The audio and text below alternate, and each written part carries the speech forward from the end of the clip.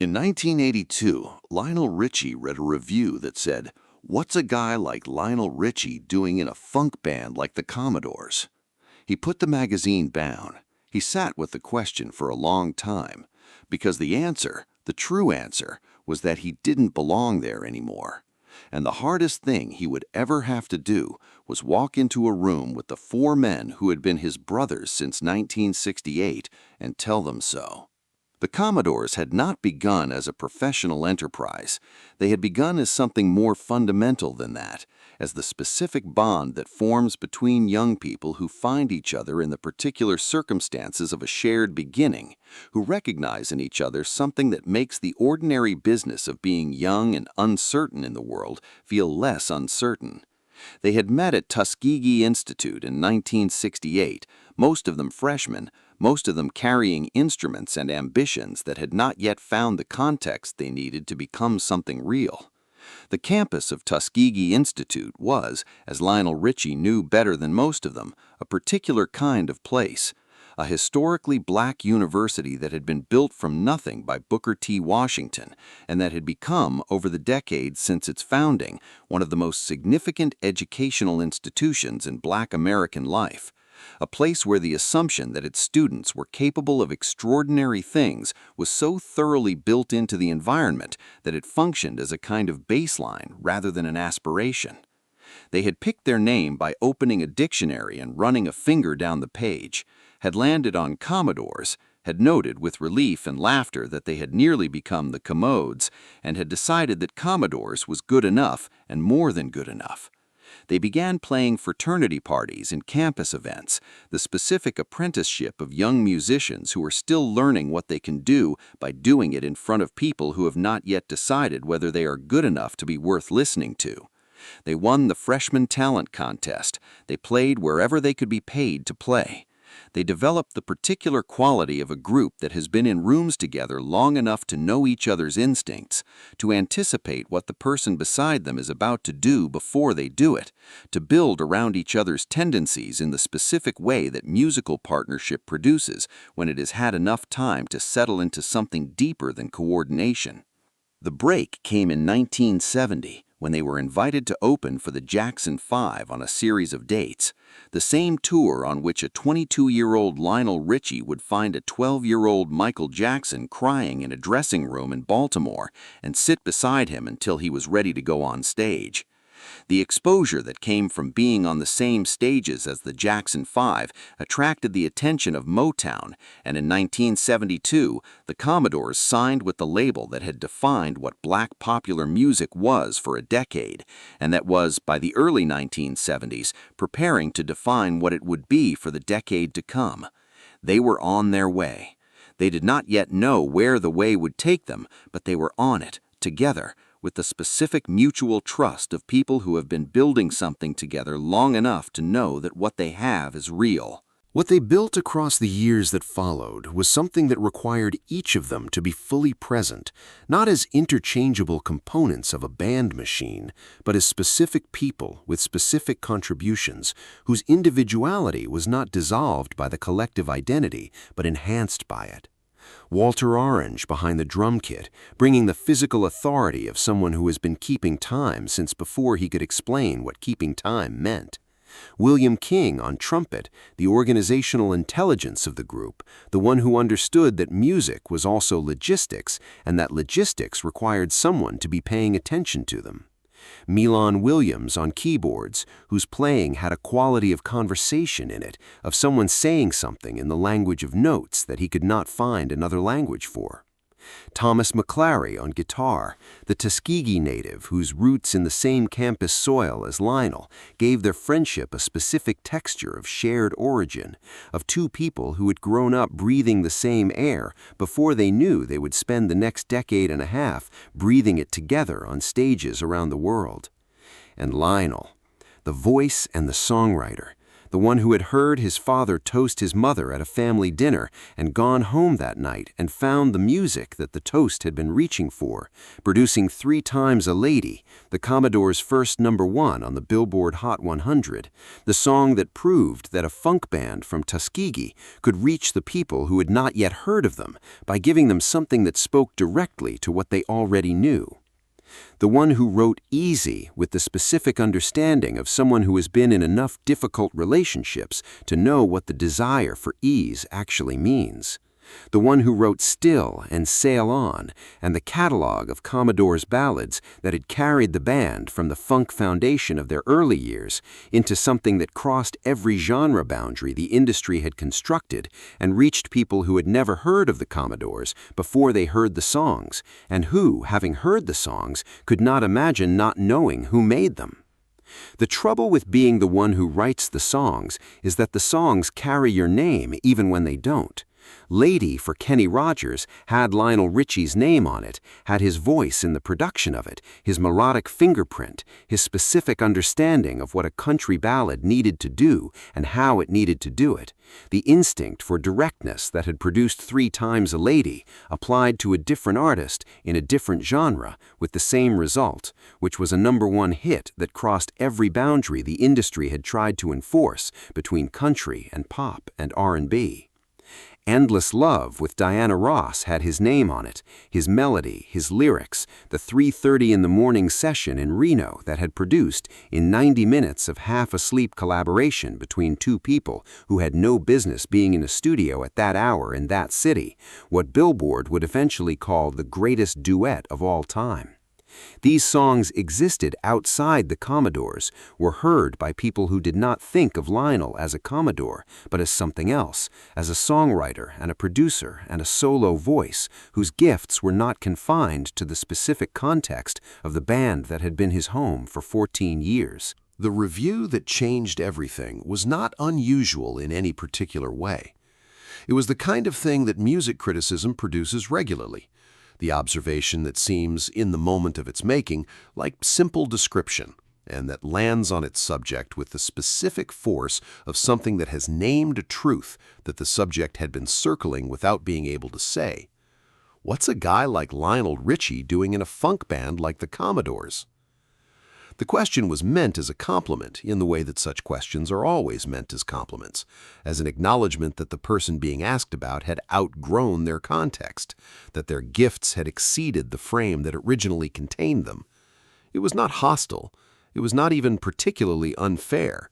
It was simply accurate in a way that made Lionel put the magazine down and sit with it for a very long time. Because the answer was not comfortable. The answer was that the reviewer was right, that what Lionel Richie was doing in a funk band like the Commodores was becoming someone who no longer entirely fit there, whose musical identity had been expanding in directions that the band could not follow, whose solo collaborations had opened doors that led to rooms the Commodores were not in and could not easily enter. The answer was that the question was not a question at all, but a mirror. And what the mirror showed was a man at the point of transition between one version of himself and another, between the identity he had built over 14 years and the identity that the world was increasingly insisting belonged to him alone. He talked to Berry Gordy. The Motown founder told him that other stars had been exactly where he was, had been in the specific position of someone whose individual identity had grown past the collective identity that had contained it, who faced the specific difficulty of separating the two without destroying either. That the transition was real and the path through it was navigable. That what was on the other side of the decision was not the end of what the Commodores had built, but the beginning of the next thing that Lionel specifically was capable of building. He told Lionel in the specific language of a man who had been building careers for a long time that it was time. Knowing that it was time did not make the conversation easier, it made it necessary, which is a different thing. Necessary things are not always easier for being necessary. Sometimes they are harder, precisely because the necessity removes the possibility of the alternative that would have allowed you to avoid them. If it had been optional, If there had been a version of events in which Lionel stayed and everything worked out, and the reviewer's question turned out to be wrong, the conversation might never have happened, or might have been easier when it did. But it was not optional. The reviewer's question had made it not optional. And so Lionel had to walk into a room with Walter and William and Milan and Thomas and say what needed to be said. He has described this in various interviews across the decades with a specific phrase that he has returned to repeatedly, the stab in the heart.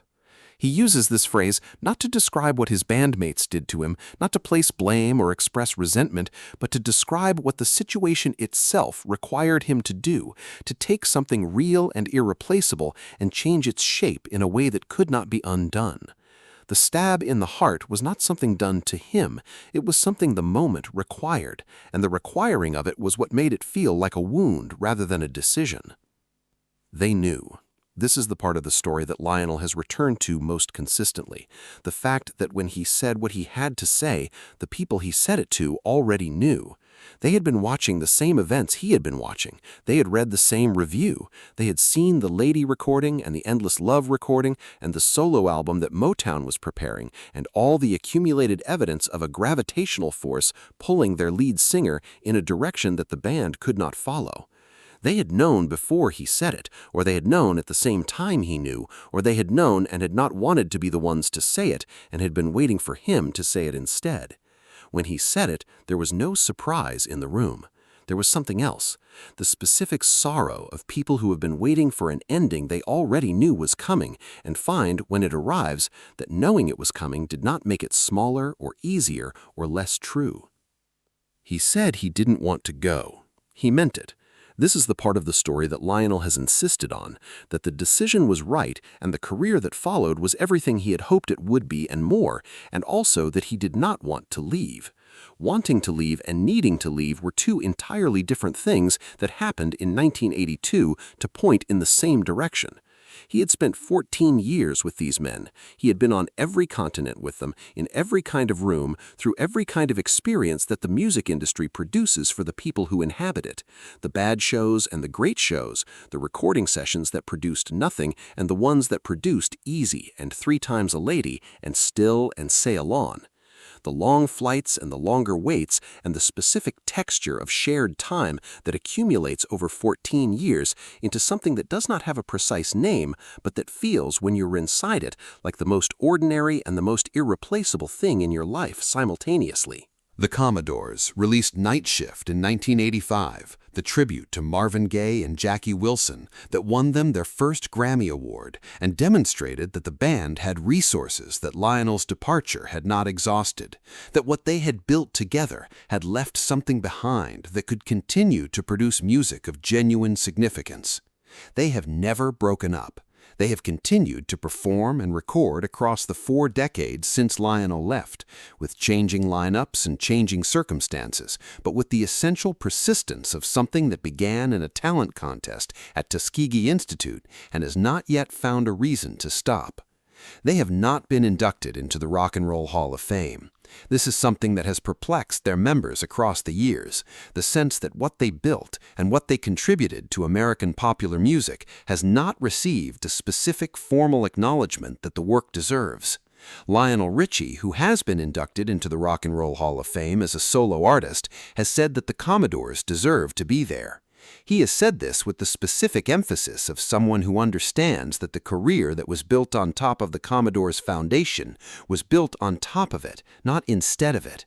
That the solo albums and the Grammy Awards and the Olympic closing ceremony and all the rest of it were made possible by 14 years of learning how to be in a band with Walter Orange and William King and Milan Williams and Thomas McClary, of learning what music could do when people who trusted each other completely were making it together in rooms around the world night after night for 14 years. He left in 1982. He has never fully left, not in the sense that matters, which is the sense of what the Commodore's years gave him and what he has carried from them into everything that came after. The stab in the heart was real. The career that followed was real. Both of those things are true simultaneously, the way that most of the true things about a life are true simultaneously with other true things that seem from the outside to contradict them. He needed to go. He did not want to go. He went, and the 4 men he left behind continued playing, because they had been playing since 1968, and the fact that the voice they had built around was no longer in the room with them was not, in the end, a reason to stop. It was only one more thing that the music had to carry. And the music, as it had always done, carried it. If this story moved you, make sure to subscribe and hit the like button. Share this with someone who has ever had to choose between where they belong and where they need to go, because sometimes those are the same place and sometimes they are not, and the times when they are not are the hardest times of all. Leave a comment below. Do you think the Commodores deserve to be in the Rock and Roll Hall of Fame? And don't forget to ring the notification bell for more stories from the life of Lionel Richie, the rooms he entered and the rooms he left, and everything that was built in both.